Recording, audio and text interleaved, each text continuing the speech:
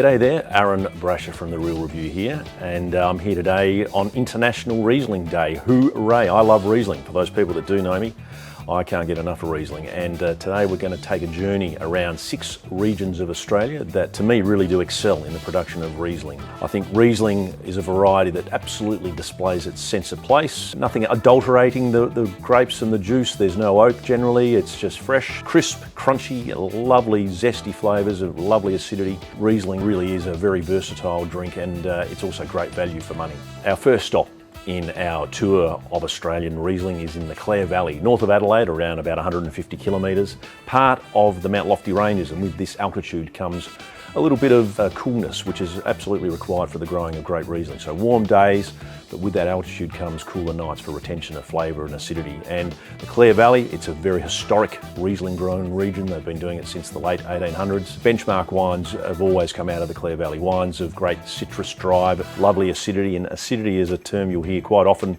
when talking of Riesling because it really is important to the structure, the cut and the make of great Australian and indeed global Riesling. Let's have a taste.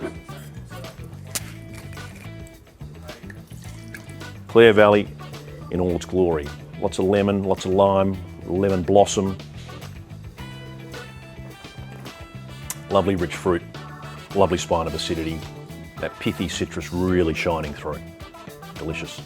Second wine on our journey, we head back south to the Eden Valley, which sits perched above the very famous Brasher Valley. Again, part of the Mount Lofty Ranges, altitude coming into play again, thus a little cooler than what the Brasher floor will offer. And again, that all-important retention of acidity and flavour in the grapes is there in the Eden Valley. A historical region for growing Riesling. Back in mid-1800s, it's been a viticultural region, and certainly mean soils in this region translates into wines that have got lovely minerality. Again, the lemon and lime, but more florals, more delicate flavours in the wine. And let's have a little taste of this Eden Valley.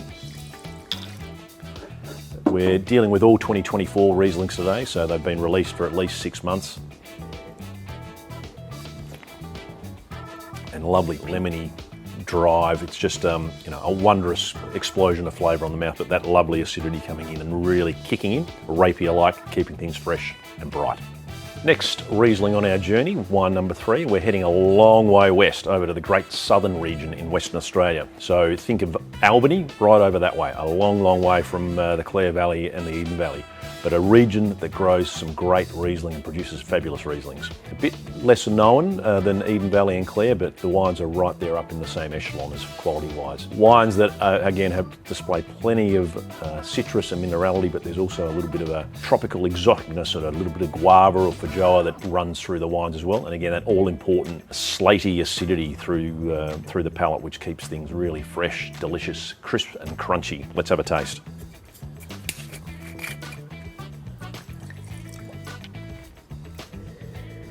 Yeah, that slight little lift of guava and a bit of tropical fruit. Citrus, again, driving a lot of the aromatics. Fresh, crunchy, lots of life and vitality in the flavours. It really is a delicious wine, and again, will cellar very well for many, many years, but delicious drinking at this point in time as well. Stop number 4 in our journey through Australian Riesling is down in Tassie, in the Derwent Valley, about an hour's drive west of Hobart. And again, cool climate's well and truly coming into play. Tasmania is probably best known for great Pinot Noir, Chardonnay and sparkling, but Riesling is one of the unsung gems of that Apple Isle. Indeed, wines that display lovely purity of fruit, nervous acidity, really spine-tinglingly fresh and crunchy acidity, and just wines with delicious drive and purity. Let's have a taste.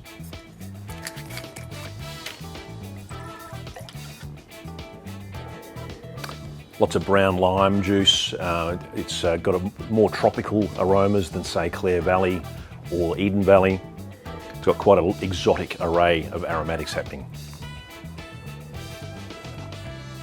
And on the palate, pithy. It's got lovely, almost a Tangelo-like fleshiness to it, and acidity that runs right through the wine, creating cut and swerve and real dash. Delicious. We're going to head north from Tasmania into Victoria, but to the deep south of the state of Victoria. North of Portland is a little region called Henty, about 50 kilometres north of Portland, and it's a very remote region. Not a lot of producers there, but again, cool climate is the key, and the wines there, again, are very pure expressions of Riesling. Lots of tropical, lots of lemon, lime, grapefruit.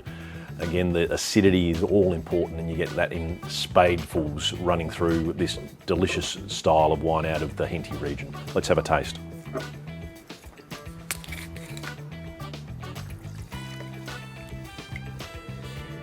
Yeah, really fresh, bright. It's just got a lovely purity and clarity of aromatic.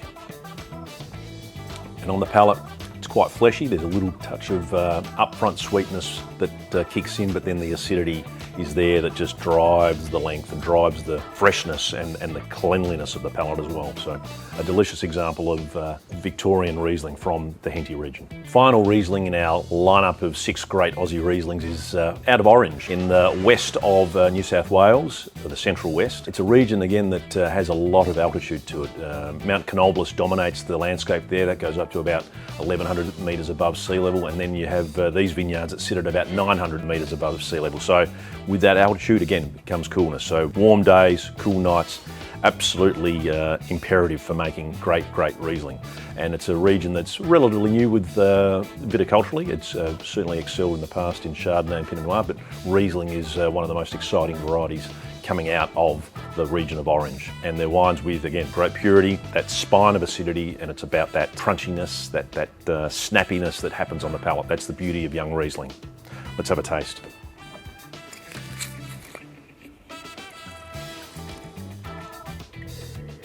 Again, lots of lovely florals. It really is. There's white flowers in there, lilies. It's really evocative gear on the nose.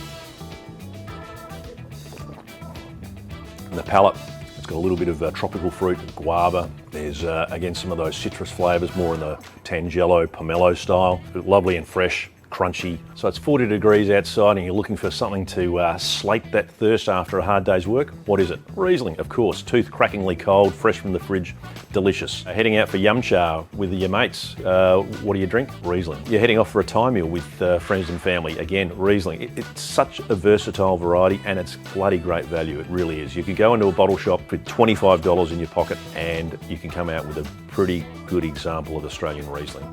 Going to a restaurant list, it's probably one of the less expensive wines on the list. Go Riesling. Think about these Rieslings and these regions and they'll deliver absolutely time and time again benchmark quality Rieslings from great regions across Australia. And if you're needing some guidance on what Riesling to have a dabble in, head to the Real Review website where we taste and review hundreds and hundreds of Rieslings year in, year out. It'll guide you down the right path. So raise a glass of Aussie Riesling to International Riesling Day. Cheers.